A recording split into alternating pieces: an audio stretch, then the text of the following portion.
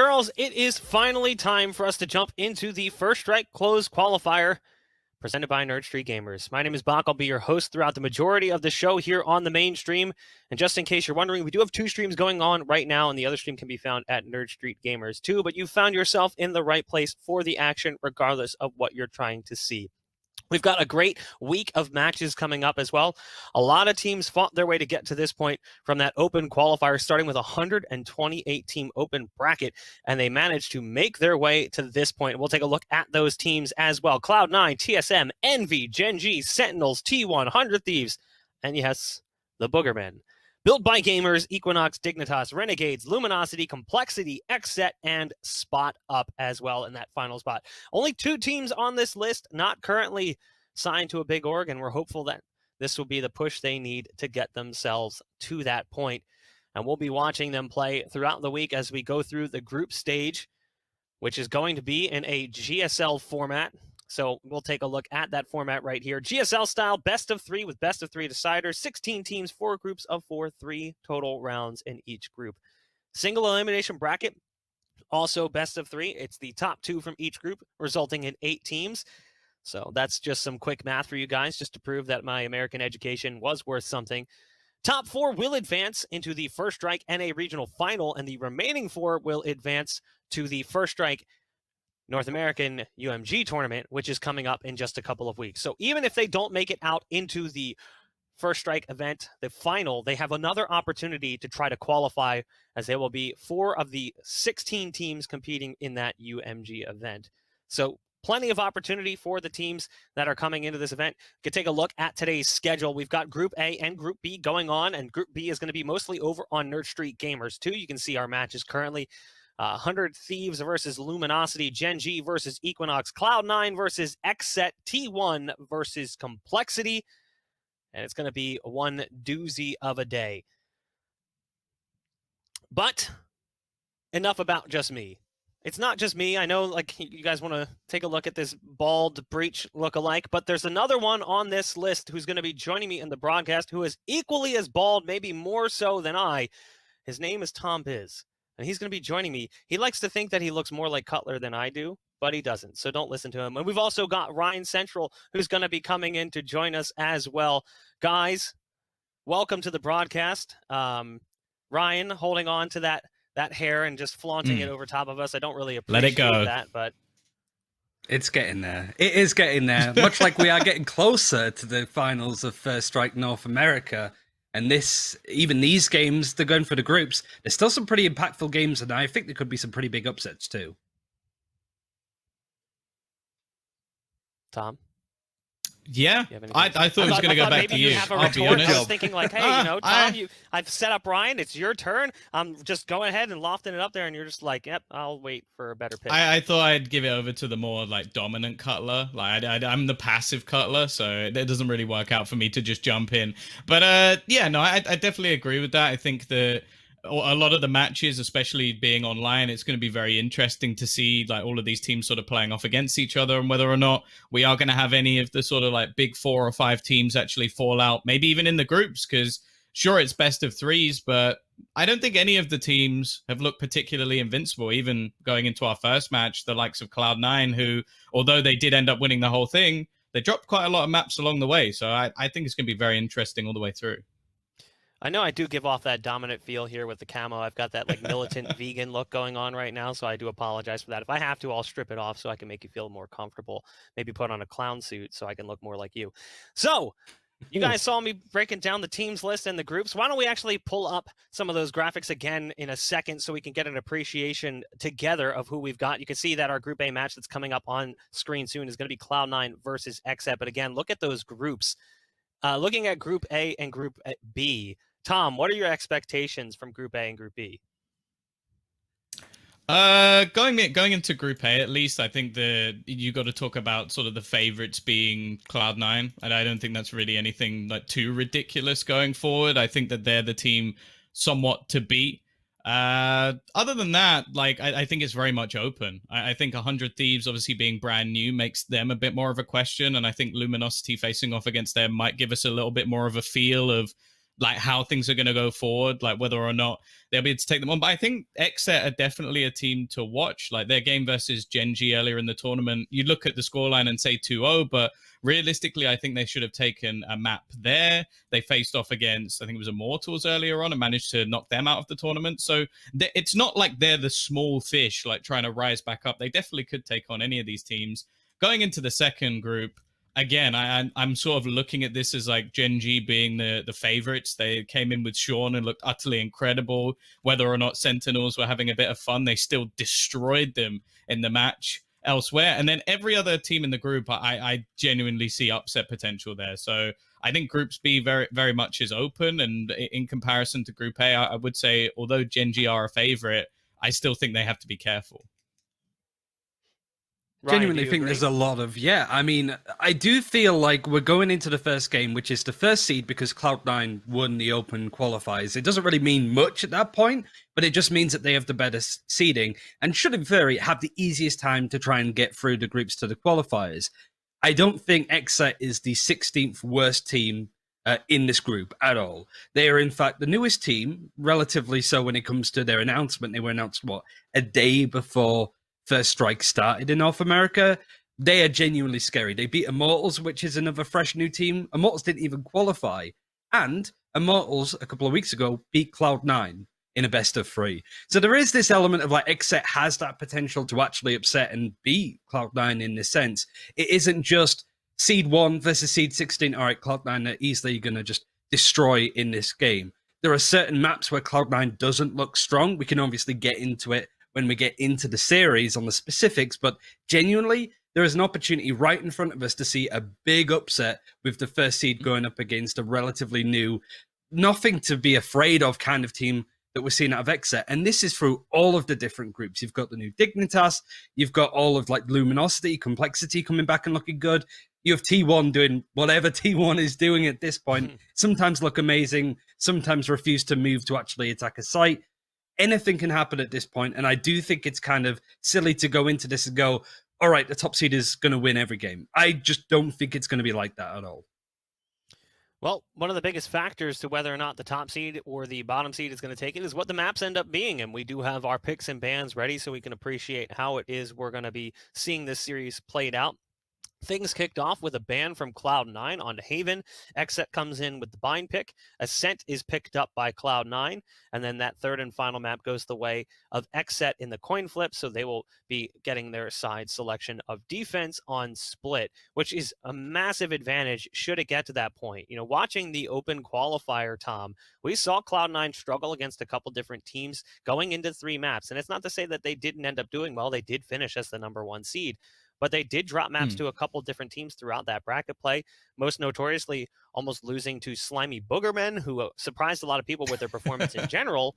But is that something that you should be concerned about if you're a Cloud9 fan, is whether or not we actually end up getting to that third map and XSET's going to have that advantage? I think that's the only problem I have for XSET with coming through this series is that they do have 2 weaker maps. Like when we saw them play Ascent versus Gen G, they got battered just by pure individual skill. It was like Hwin just running around the map, destroying them whenever he felt like it. Their Haven is very, very good. So I kind of look at that and go, all right, that was one that could have worked for them. But interestingly, Cloud9 have gone from picking it to banning it. So I think they've actually played this veto very smart. And the problem is I can see XSET winning map 1. I just don't believe they're going to be able to take either of the last 2. I'm definitely in the same sort of field. And I think it's interesting because usually Cloud9 ban bind. They don't like to play it. A lot of teams like TSM don't like to play it either. And they're happy to go on and play some games on Haven. The issue is that XSET are really good on Haven. They beat Immortals there 13-6, which considering they have like Shut Up and JMO is a pretty big feat. And they went into overtime with Gen G. Gen G's next game after that, they 2-0'd Sentinels. Like, this is genuinely a team that Cloud9, to an extent at least, are afraid of on maps like Haven, to the point where they ban it and would rather play a map that they just genuinely do not like to play because XSET are a little bit worse on it. I think it's genuinely interesting. Whilst Cloud9 won out the groups, there were some weaknesses. How they deal with lurkers is especially an area that I think that they can improve on. Just being caught out by random flanks from really audacious players going through the map. Fryfo, their Cypher for XSET, is one of those players, one of the better Cypher lurkers that we've seen so far in NA. He could be a thorn in their side if Cloud9 aren't careful. So I guess it's about that time then I should ask you guys for your prediction as well. We'll start with you, Ryan. Who do you think is going to be taking the series? Is this going to be Cloud9 continuing where they left off in the open qualifier? I still think so. It's lucky that they had the ban, honestly, because they have to play Ascent and Split, which are maps that XSET really do not look good on. We haven't seen them play Split throughout First Strike at all. This first map is so important for XSET to win. It's their best opportunity. It's a map they look decent on. It's a map that Cloud9 have not really played in a while. This is their best opportunity to prove the biggest upset that we might see so far. But this map is so important for XSET to try and win. But 2-1 Cloud9. All right, well, Tom, go ahead and give us your prediction as you guys get ready to jump into the action. Take it away. Yeah, I think I'm going to be on the Cloud9 hype train. They definitely proved themselves worthy of it going forward. And the thing I'm very excited about is actually seeing more of that TenZ Reyna. Like, we've seen this come into play, in my eyes at least, to allow Relics to sort of stick to his Raze. We saw him have a little bit of a flux where he would pick up Phoenix quite regularly. And yeah, I think that could work out. And well, TenZ is TenZ. He's deadly no matter what age, right, Ryan? Yeah, it's pretty much a mirror matchup other than Fryfo being on there, but Aaron has been holding his place already, can get a frag, and it's a bloodbath already. Who Relics, who was the most improved player, I think, from the tournament that we saw in the Open, is able to start off with 2. They've broken onto the site, and Fryfo is a player that's to look out for. He's causing problems on this site. Nice. Still in with an opportunity, but he is going to be caught reloading. Qualifier to at least trade things back. 3 kills for him on that Cypher, and it will be XSET to start things off over on that defense side with a victory. I'll be interested to see if we are going to see a force in from Cloud9, though, because they definitely can make it work with the Stingers, especially if they are going to play more so towards Hookah, but I'll be interested to see if they just decide to eco here. They're usually quite happy to force on rounds like this, but really it's a case of getting the more important money. The fact that TenZ isn't on the Jet means that they're not really too interested in playing maybe the Jet operator role, just playing 2 heavy fraggers with the Reyna and the Raze.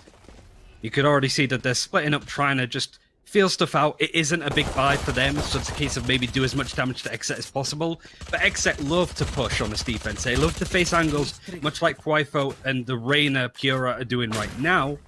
They will do this all day for these 12 rounds on their defense. Well, I think that's the interesting thing with both teams, in fact. Like, Pure R is someone who may not necessarily pick up that operator all the time. In fact, I think a lot of the time it's when things aren't necessarily working with the rest of their plays that he opts to pick it up, or if they just have a ridiculous amount of cash. Nonetheless, though, a much slower default round from C9. Again, they aren't going to be taking over Hookah control, but leaving a fair few lurkers behind. Quite happy to play it slow as C9. Really, there isn't too many opportunities that are going to present themselves at this point, as XSET have got all of the information that they could want, faced off against people. They're going to hit both sides seemingly at the same time. The rotation is going to come in from XSET. The spike is on B, so this is the site they want to finish on at least, unless they go for the teleporter. Look at this control that Mitch is trying to dictate. Only 30 seconds left, and it's a really bizarre push out of Cloud9. C9, Vice can't do too much on the side of the A site. Cloud9 need to try and make something happen. Yeah, they didn't fully invest into this round, it seems, though, so even a spike plant is something extra. It's some finances, and Mitch has just come through with 2 kills off the back of the Classic, trying to throw a weapon over to a teammate, but it hasn't quite been retrieved. However, TenZ picks off 2 in a matter of seconds. This has gone from what should have been an easy round for the side of XSET to a pistol victory for Cloud9. Utterly ridiculous, and we're only into round number 2. And they didn't even need to force all that much at all, really. It wasn't a case that they bought up some Spectres, some Stingers. They just had pretty much Sheriffs at that point. So XSET already having to deal with a pretty big loss when it comes to the momentum that they could take. Their best result so far has been, and this is the only time that they've played Bind, by the way, in the First Strike tournament, a 10-2 defending half against Immortals, which is easy to keep talking about because they knocked out Immortals, and Immortals are a fairly decent team. Yeah, maybe not fully realized, but the potential is definitely there. XSET now need to try and do what Cloud9 just did. And Weeded's crosshair was right over the head of Relics at that point. He's fully upgraded to a Vandal. Again, you would expect Cloud9 to take this round, There. but they're not just going to rush onto a site. They're taking their time. They're defaulting all across the map at this point, trying to see what can work at this point. Doing what Cloud9 just did to you is a lot easier said than done. Right. One of those reasons, unfortunately, most teams in the world don't have 10s, who I think is definitely in the argument for... Well, no, I was going to say one of the best players in America, but he's in the argument for best player in the world as of right now. And they fully faked them out. This is a clear B site. Sure, there has been a little bit of utility to try and slow them down, but ultimately, this is going to be a very, very easy round for C9. And realistically, I believe we're still on the old patch, right? So saving actually would be okay for XSET just to keep something extra into the next round. Yeah, it's certainly worth adding that there's not going to be the Killjoy or Cypher nerfs. You know, Killjoy after he dies, the tripwires and the camera aren't going to be useful anymore. Camera wouldn't be anyway, but the tripwires certainly. Killjoy's effective range, that she'd have to be 40 yards away from a turret, isn't the case. The breach changes, increasing the time of his flash a little bit more. Not in here. Pretty much everything that was in the open qualifier is in this one. Playing on an older patch just for stability reasons, I'd guess. And Cloud9 are going to be happy with that, with how well they performed on that patch. Obviously, big changes coming in with Sky, with Icebox, all things that they have to adjust to. Tens is going to try and face, but even then, like losing a Spectre like that, it could add up, certainly, because XSET are a team that can do quite a lot on the Force. Economy is going to be important in a match like this. Well, that's one of the things. I had this, like, obviously I shouldn't really be talking about my matchmaking games, but it was like, on the defensive side, I have my nice little shorty, no one came my way, and I was like, that's fine, I just won't push, I won't just give them the extra money for the kills, and then I didn't get I didn't get much bonus money, and I was sat there looking like an absolute fool for not dying at the end of the round. So I actually think out of all the changes that have come up, that will be the one we're going to see players sort of running into the blender a little bit more and actually trying to fight for rounds where they have no real chance of winning, because you want to get your extra money. You want to get the rifles in as XSET do right now. Whilst Cloud9 take their time, they usually play this slow because they're expecting teams like XSET to push some of the flanks, you know, attack down B long. This is something the Wardell did a lot in their game against TSM, just the flash and dash, the shark attack, as some people have been calling it. So they're really expecting XSET to jump out of somewhere to get a quick frag. You would expect that kind of thing out of Pura and Aaron, certainly. But XSET giving all of the respect to Cloud9 could be a problem. Tripwire is going to be broken on B long and even used on the side of XSET just to get the information as one, because the rest of the team is in hookah. They're going to start pushing through. There's a lot of smokes though, and this is a nice little crossfire that XSET have set up. They've done damage now, and even Aaron with the blast pack could do some damage. It's just up to Shinobi and Vice to try and make stuff happen, but the spike is going to get planted. In fact, he's trying to get in and around, but if this smoke dies behind him, he's going to get given up. Very difficult, but interesting play from Cloud9 to make this a 3 versus 2. Bringing this back, this shouldn't have been possible. It's left all onto Vice though, and eventually Thwifo will be there to put him down, but that's still a lot of economic damage that they've managed to achieve. And the one thing I want to point out was that I don't even think that was a crossfire per se. Like, that was just them spamming through the dark cover and just killing off players through it. Like, just knowing their pre-fire angles, hearing the steps as they drop down, and that was enough for them. The only thing that worries me a little bit for XSET is they did sort of abandon the site a little bit, so if they did manage to avoid a lot of the early sprays, it would have been a long time for the rotation of XSET to come back around. Revealing area. Cloud9 money's still good. Brendo just wants to scout out any intel that he can. This has been Mitch's default so far. Probably the best Killjoy in NA at this point. You have people like Steel 400 Thieves, but a lot of these Killjoy players have struggled with lurkers, especially Subrosa was a nightmare for 100 Thieves. Not really a problem for Mitch. He seems to have a good hold on it, even having impact with Killjoy on attack. And this is actually pretty impressive from XSET to restrain themselves, because this is areas where Pura would be pushing hard. His position not giving up on this angle that, again, Steel likes to play a lot at a time. Pretty much just suicide angles, waiting for Cloud9 to push in. Worked well on the B site, but how's it realistically going to do on the A site if it's hit? Might be a while before we find out. It seems like Cloud9 are more than happy to continuously press in towards this B site.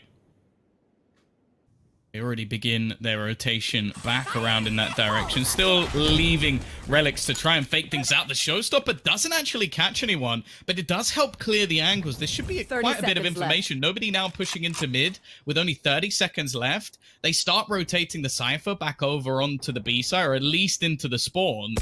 And that could give them enough. They've spotted the players in the backlines, but this should at least still be the sight game by C9. And Relics, well, that's one hell of a fake. He's managed to get 2 kills almost too easily. Can they deny the plant, though? That's the real question. The spam of the Hunter's Fury going through the wall does at least deny it a moment. But the fact is, it goes down. Swiftbo, he's managed to find himself a trade, however. And the spam through the wall does a lot, but Mitch's peak is almost too perfect, leaving just one man left. Swiftbo to face off. Sorry, he's got a teammate with him, but not for long. Now he's last, as there's 2 remaining to find. And not only that, the lockdown's gone down, and he's locked out of the round. It'll be 3-2 to Cloud9. A little bit of a dicey one, but the fact is, Ryan, Relic's sort of fake on the other side of the map was actually almost too good. Big ultimates too, 3 of which for Cloud9 that were used up, including the lockdown right at the end. All pretty much started from Relics, who got the double kill onto A that just immediately puts XSET in his position where they really don't want to be. The Showstopper is available for Relics if he wants to use it. Aaron got a bit ahead of himself. And this is the boiling point, I suppose. Cloud9 doing what T1 are really good at, to be honest. Playing super passive for T1, a little bit too passive if you ask me. Where they're just getting XSET to make mistakes. You've seen it now on B long. They want to push, they want to be aggressive. And Cloud9 are waiting for them almost. And it's an important fight for XSET to win if they're going to dedicate to it. Oh, I like this, though. They've split back through the teleporter and surrounded the players. That's, in fact, the spike down. So they managed to turn this already into a 2v2 situation. However, it is Tens and Relics to try and turn the tide. Sure, it goes the way of Cloud9, but that's a really nice idea from XSET, and it does a lot of damage in the process. The economy is still decent for Cloud9. You can see the sort of money involved. And XSET, all they really wanted to do was cause a bit of difficulty. Really, at this point, it's kind of what they can do. Pura, 0 and 6. This is a player that really XSET rely on to frag out pretty impressively. 10's 4 and 4, but this is why Relics has been so good for Cloud9. He's risen up to be that second fragger, really. It's not really Tens and Friends anymore for Cloud9. All of the players are showing up in ways that we've never seen before. And XSET have a big ask on them, and they're not really playing the style that we're used to. We're not seeing them play the style that they surprise people with against Immortals, against Gen G. And that's all down to Cloud9 just reading this game, respecting their opponents, and effectively anti-stratting them just with their playstyle alone.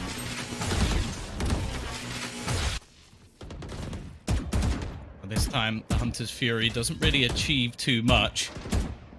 In fact, Weeded to kick things off. A second cheeky headshot will give him an advantage, and although he's eventually traded out, becomes somewhat meaningless. Again, though, Relics is doing very well at making things costly. Problem being at this point, as he's all alone, low on HP, and you can see Aaron on the other side starting to get aggressive, starting to take map control away from him, control the spike itself, and realistically, this round should be over.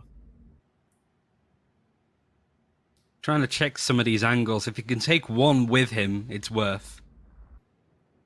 But you can just see, it's so crazy to me how passive XSET. They're declawed at this point. This was a ferocious lineup that took that extra carefully. At least Pura can get off the board with a frag. This should hopefully enable him to speed things up. He has an Empress available. A great way to start farming some of these frags onto Cloud9.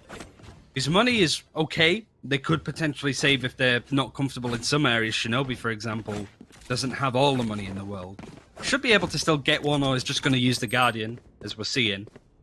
No ultimates on the side of Cloud9, so maybe they're going to pull out a bit more of an interested default, because right now they've been playing super slow, expecting XSET to run into them, and XSET have just been sitting passive. Wifo does this with the Ares quite a lot. You should expect a recon bot to go down A mid at any point, and he will mow them down with the Odin. Not many people do this. Not, at least I haven't seen not many people do this, at least.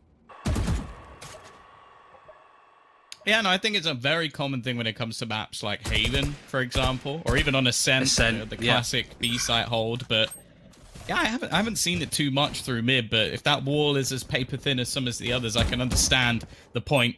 Now, at this point, they are starting to send Relics in almost as that pure entry fragger roll. He's been hitting some headies today, and I wouldn't be overly surprised if he was to catch another. The B site has been their main form of success thus far for Cloud9. Even still, though, you mentioned how strong their defensive side can be. XSET might need to string a few rounds together if that's going to be the case. And Cloud9 are a team that like to play the objective on a map like this. It's pretty much just run in, get the spike down, go from there. And oftentimes it means that their post plans aren't very good, their executes can be a little bit sloppy. Ryfo has the right idea, can't get any damage in.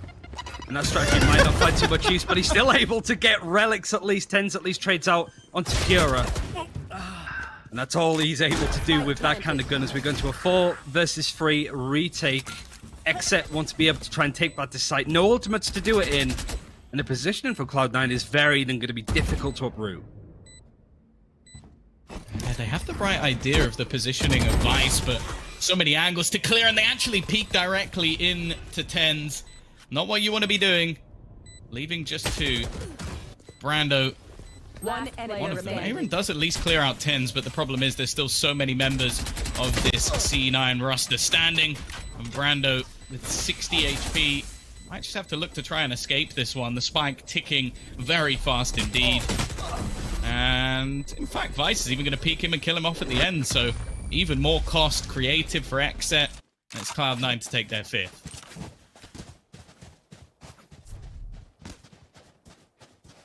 Could be a half buy coming out of XSET. So we go to the 9th round, almost done on their defending half, which has been dominant in a lot of their previous games. But of course, this is Cloud9. This is a very tall order for them. Attacking might bring a few opportunities themselves, but realistically, Cloud9's game across the whole map is fairly decent. Gaps in their play, sure, but not really being exploited by XSET in the way that I was hoping to see. But at least they're able to get some damage in on these half-buys. Brando just with the classic, trying to farm up a Hunter's Fury. And finding no pressure on B long, just because Cloud9, looking to hit the B site, are playing this so slowly. XSET just can't get a read on it unless they push them, in which case, they're probably going to get caught out by Cloud9 here. It's a lose-lose for XSET. But that's the problem. I think the majority of the aggression we've seen from them have been in these sort of thrifty half-buy rounds. It's not really been any real aggression in the buy rounds, and I do worry. Like, it is very hard to defend this map with just the players you have on the site. You need your Cypher to be almost flawless, and well, at the moment, on the other side of the map. Of course, this one is mostly just an eco. There's a few pieces here and there invested, and in fact, they're actually going to use the ultimate. Brando does at least manage to get one with a pistol, but again, this is sort of what I'm talking about. They managed to clear out the site, and now they're even picking off players on A as well. They've managed to completely confuse and split the 30 defense. seconds And left. Cloud9, they are actually going to be walking into A. There's a very, very small chance that XSET managed to do something impressive here. Dwifo trying to get back in onto Vice, and now it's left all onto the pistol of We Did, and while the spike's not even planted in the end. 6 on the board, half at least going to go in even for Cloud9, and well, they're looking pretty good now on the attacking side. Another buy coming out for XSET. Still of ultimates. Brando has to find a key Hunter's Fury here. Pura 1 and 8. This has not been an ideal game for him. Pretty much being the consistent top fragger for this team. He's 9 kills behind his teammate. 10 kills behind Relics, who's topping up in the server. Tens isn't having the game of his life at this point, but he doesn't need to have that anymore. Vice has mostly been playing Breach. He's been doing well on the Sova. And Empress is available for Tens if he chooses to use it. But Pura doubles his kill count at least by pushing onto Mitch. That's the kind of thing that you want to see more of XSET. They just need to rise to the occasion, because right now, they're letting Cloud9 get away with everything so far in this attack.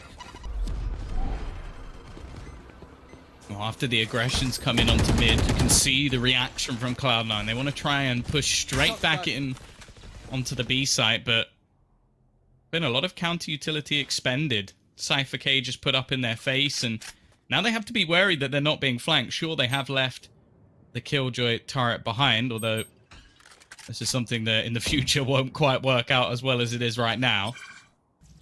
Unless the dead body will keep it alive. I don't think it works like that. Revealing area. They are still going to end up on this B site. Now, they've turned round back already. Like, there were moments where they were in 2v5s that came to be pretty close in the end. However, the rotation is already coming in thick from XSET. They have a good read on the situation, at least, even starting to throw out the Hunter's Fury, which has caught one man. But in the meantime, Relix again on the entry has found another pick. Pure R with his second kill of the round, looking to try and double up a little bit more. And in the meantime, the spike has gone doubling back. An important kill from Shinobi. He picks off the one player who was defending the site. And in fact, the spam coming through will deny anybody coming further. Somehow Cloud9 again have put this in a good position. But as you mentioned, Relic, maybe not. Maybe not. He's whiffed a little bit here. Made things a bit awkward, but the problem is they have to kill him. They have to clear him, and unfortunately, Pure, this is where he finally falls after a couple of kills, setting his team up. It now becomes problematic. Shinobi goes down in the meantime, and Relic still has the showstopper, putting him onto a third kill this round. Brando now has to get towards the spike. He's pincered between multiple players, and it's Relics once again. Ryan, there's a reason that TenZ has sort of switched up his playstyle a little bit to allow this man to stick to his raise. And this is the reason. He's currently 15-6. It's working out so well for Relix, who has been playing Phoenix on this map too. So I'm kind of glad that they've gone for this kind of composition. They've still got the flashes with TenZ. And if they're attacking first, are they really going to attack up for the majority of this map? Probably not. So they can go for something that's a bit more aggressive, frag heavy. And how different that map would have been if Relic started to Pure there. He's still 3-9. It's the tale of two fraggers for these teams that are really missing up opportunities or taking rounds by storm. Cloud9 have a lot to work with. It's going to be a half buy, maybe even a little bit of a force from XSET. But we're getting towards the end of this round, the penultimate of this half at least. And XSET, it's more damage control and doing damage to Cloud9 at this point.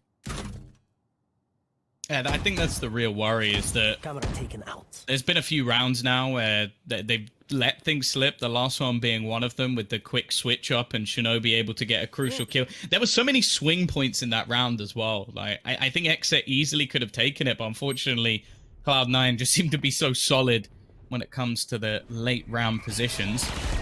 Aaron, a good position, slightly misses onto the Lear, and that's enough for him to go down. They have the lockdown, which will likely force the majority of players out of this site or force them towards the lockdown itself. Either way, Cloud9 are more than happy with that, and this round is all too easy for the boys in blue. Two players surviving. At this point, nothing we can do.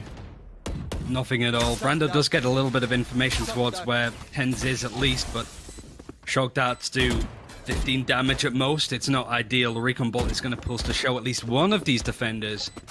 Wifo has the neural theft, realistically not going to use it. It's a case of try and get a couple of frags, but even then, this is flawless from Cloud9 at this point. Really, at this point, are you going to be saving a bookie? The Cypher, not likely. It's just try and catch somebody. And this could be easily a 9-3 half for Cloud9. Team Ace, you don't really see that too often, but what a perfect example, a display, I suppose, of what's been so good about Cloud9, how they beat teams like TSM and Envy to get here, because everybody's been churning up on this roster. And really, at this point, you're looking at Relix, he's been the one that's done it the most. Yeah, and I'm glad to see it, because that's always been the thing that we've spoken about with this roster. Like, TenZ is always going to be that factor. We know that. Like, whether or not, like, people are going to call him the out-and-out star, or whether or not you're going to look at him and go, he's the carry. You can say that whatever you like. But it's other players like Relix, for example. When they step up, that's when this Cloud9 roster are truly terrifying. And the fact that they're now giving him more of an opportunity to do that, it makes this roster very, very scary. And he is having a phenomenal game against a team that, well, this was the map they needed to win. They need to do well on this map. The next two are not going to be kind to them. They're their two worst maps currently in the pool.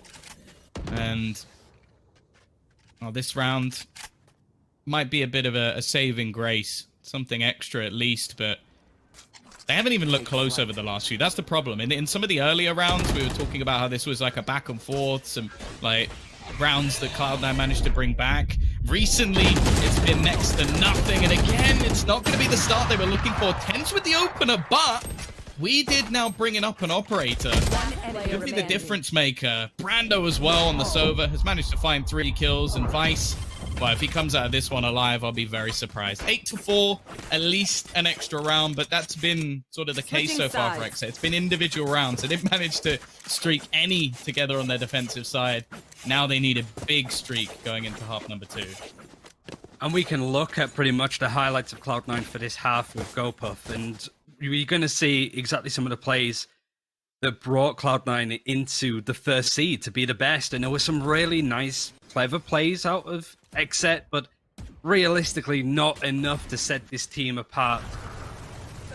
Even just all of the cute little plays that enabled XSET to get into the closed qualifiers at this point. But Aaron especially, not only sort of missing out on opportunities like that, I think him even failing to kill a Reyna Leah whilst trying to hold on to A was pretty much the epiphany, the antithesis of what is going wrong with XSET at this point. They're just not really hitting their shots. Even killing utility, they're struggling with. I feel like Cloud9 are in their heads that this occasion has rose up against XSET.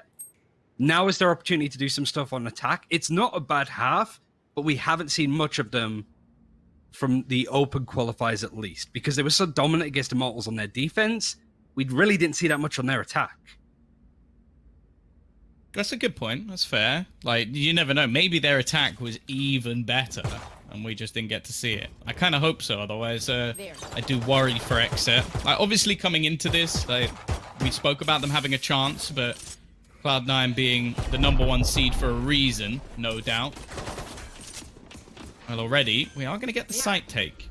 An after-plant situation, something that happened quite regularly in the last half as well, but see if they can get themselves a second pistol victory. Bear in mind, they did lose the second round straight back to what was very little invested from Cloud9, but if they can get this over the line, it at least gives them a bit of a lifeline. Vice, looking for players. He's trying to find somebody here. Eventually, the drone gives him a piece of information. Actually, they've tapped the spike. They're just starting to defuse it, trying to almost bait them in to the site, and Will Brando is going to deny that very quickly indeed. Relic's trying to fight from the players in the bathroom. A quick shot onto the first, but the paranoia leaves him completely blind. However, he's the only one left. The question is that they got it on the time. It's looking pretty good for C9. It's going to be incredibly close, but they just about get it. 0.29. Close for comfort, but unfortunately, that might be the lifeline of XSET gone. Yeah, having those 2 pistol rounds would have been huge for XSET, but even then, you can't guarantee that even if XSET won that pistol round, that they would win the round following with how much Cloud9 are forcing. It's a question now if XSET try and do a similar thing, but really, Cloud9 didn't look phased there. It went so close, but the way that Relics was taking those aim duels in A Bath, he didn't look phased at all. He was quite happy to take those fights. He's on a roll right now, 18-7. Almost got double the kills of Wifo, who has been top fragging for XSET. And really, the disappointment continues for the attacking team now. And they have a huge uphill task ahead of them. Seems that they're going to be splitting across B as much as they possibly can, but that Killjoy utility, that turret in hookah, would make it really difficult to contest when you have Vice in there holding as close as he is. No pressure looking at B long though, so this might be an opening, but I would imagine at this point Cloud9 are quite happy to play this passively, especially with the Omen Shinobi helping coming through the teleport too. That's a similar round to what we saw from C9 when they went for their slight investment into this sort of round. Mitch is going to get a very easy kill. We did trying to shadow step his way through, has been caught out by the Killjoy, and in fact the second player will fall in the same way. Mitch holding his ground, and sure, eventually Brando will get the trade. They should at least get a spike plant as well, which is some extra money in the bank, something for the next round. The fact is though, winning this, nigh on impossible. They are stuck in a corner. It might help them at least with some cheeky classic right clicks, but realistically it is going to be double digits hit for C9. And this buy that's going to come out of XSET in this next round is so important. There's a couple of frags in at least to build up some of these ultimates, but really the only thing that's keen to go is maybe Relics if he can get a couple of frags for his showstopper. But Mitch, Killjoy, the lockdown. Happy to play off of the sites. That's pretty much been Cloud9 certainly when it comes to A. They're more than happy to retake.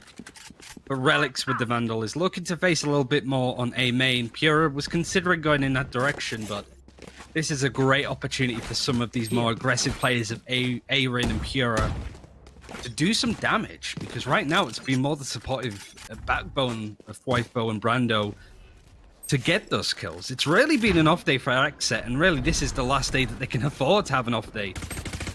They go down to like a deciding elimination match, which will be at the end of today. They will play the loser of 100 Thieves or Luminosity. Both of those teams are really scary on the best of days, so it's gonna be tricky, and Relics just adds to that misery. This isn't even this is sort of their bonus round. This is the spare weaponry they had over from the last that they're using to try and do some extra damage. Instead, it's looking like they might take the win, but Aaron has managed to find tens. He's been caught out a fair few times in this match so far. This man, though, has been almost flawless, and he's going to get a freebie. Relics with his third kill. I don't know how many times I've said that so far in this map, and with Wifo left 16 HP, Relics is going to get another 4K. The man is on a mission with this raise. He has been unstoppable so far today, and I'm just going to go and say I don't want to be in his way at all. 24-7. An unreal performance from Relics. His showstopper's ready to go. Aaron at least has been able to sort of climb up to get the frags for the team, but it's still nowhere near the damage that Cloud9 is putting on them. And I'm really impressed with the way that Cloud9 has been playing. They know that this team is going to come in with some form of aggression at least. And they had a really patient game. Cloud9 often does fluff their lines in some cases. They do make mistakes, and they can be caught out by other teams. But this has just been a perfect performance for them. They are not giving XSET an opportunity, but Pura at least is able to get two. It's an opening. The rest of his team are going to be pushing through Hookah at this point at least. All of the rotating players from Cloud9 ready to hit them head on.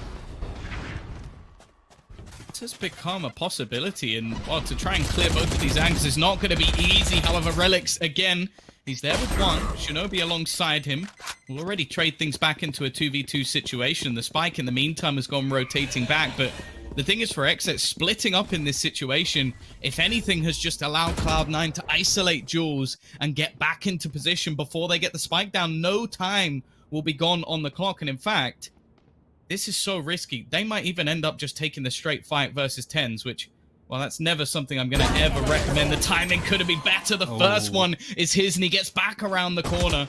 His teammate, in the meantime, still looking to try and wrap around, and Tens knows it's worth just waiting here, wasting time, although he actually goes peeking in. He gives Pure an opportunity here. Maybe just getting a little bit too cocky, as he could have waited for Shinobi to come back around. And actually, now switching things up once again, Ryan, as this goes in towards the B site. It's a chase. It's a chance for Pure to really bring around home for his team. 10 seconds left. Shinobi, though, Spike planted. is hot on his heels.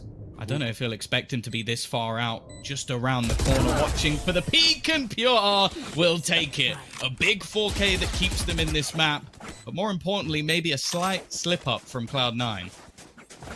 And it's going to be exploited from players like Pura. That's more like it, but him and Aaron are starting to warm up a little bit more. The showstopper from Aaron not finding all of that much, but it started with him, it ended with him. Great round from the reign of XSET. But there's still a tall mountain to climb. Look at what's available for Cloud9. But look at the fact that they aren't really buying at all. Their economy has been damaged throughout some of these rounds. Even winning 3 in a row, money isn't ideal.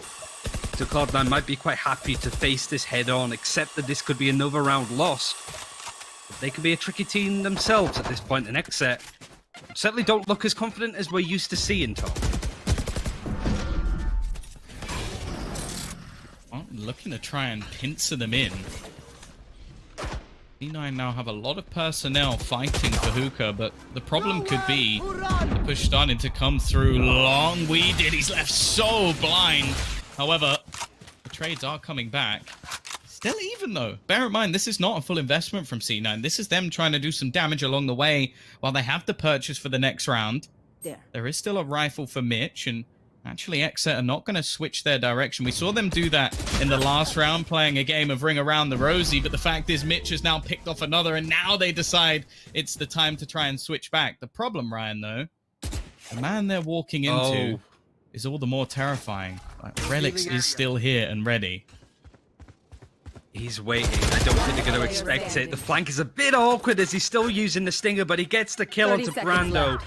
Rifle could have had an amazing lurk onto B, but Mitch just jump peeks him. He's not been caught out by these kind of players. He's been so good at dealing with lurkers like him and Subros and problematic players. Rifle can at least bring this down to a 1 versus 2. He is running right into a Sheriff. He tries to jump. Classic right click, but it's not enough. Match point for Cloud9 on a round that seemed to be destined to be XSET. It's another fluff up by them and another great round from Cloud9 Blue.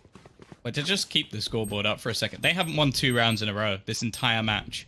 No. That includes like winning a pistol and then instantly losing the force by. That includes the round there where it was 1 rifle, some SMGs and some pistols. This has been a bad day at the office for XSET, and it's unfortunate because they've not been able to build any momentum whatsoever. And Cloud9, well, they must feel invincible. Every time they lose, they instantly win right back. Revealing area. Literally like Saiyans. They get beat up, they come back stronger. Mitch is ready to face. That turret is going to find some information, but the smoke protects it. Tens, though, gets lurking to Viper. He's not being able to get anything done. Relics is just styling on them at this point. Expected this level. Aaron could at least get 1, but it's just up to Aaron now. 1 versus 4 to try and take this first map. Their best opportunity, to be honest, for XSET to take a surprising map win against Cloud9. It's looking all up in smoke. If XSET could get anything done, they can't. 13-5. Cloud9 are looking next level, Tom. Yeah, no, that was really, really impressive as well. I think the thing that's kind of heartbreaking for XSET is that we never really see them get any momentum, because every time they win a round, it just seems like there's a hero on the other side to bring things straight back. But if you're a Cloud9 fan, that was probably a real showing. Like, you're probably sat there maybe expecting Tens to just be wiping them out, but the fact is, he didn't actually have much to do this game. Like, when we were looking at Mitch just having a masterclass of how to play the Killjoy, and then obviously we've highlighted him so many times, but Relics had multi-kills in so many rounds that I lost count. So yeah, just a pretty easy map for them, and unfortunately that was the choice of XSET. So realistically, it only gets worse from here. Yeah, they're going to Ascent next, which is typically a good map for Cloud9. It's sort of middle for the pack for them, but really bad for XSET, to be honest. They have lost some really decisive games against the likes of Genji, who on maps like Bind, on maps like Haven, which got banned, were the best opportunities for XSET. This was disappointed for me. I was expecting much more out of this team, out of these players. There were shimmerings of brilliance out of them, and you can see why somebody like myself is so interested in these guys. But Cloud9 just didn't let them play. They just honestly kept it them a lockdown, to be honest. And that is the sign of a team that's ever grown with Cloud9. Before, they might get surprised by a team like that and go down to a shock map loss, like they did through the open bracket, to be honest. A lot of rounds for teams like Slimy Bogeymen, that was completely different. It's amazing to see them win the open qualifiers and come into the closed dominant. This is something else. This is a new Cloud9.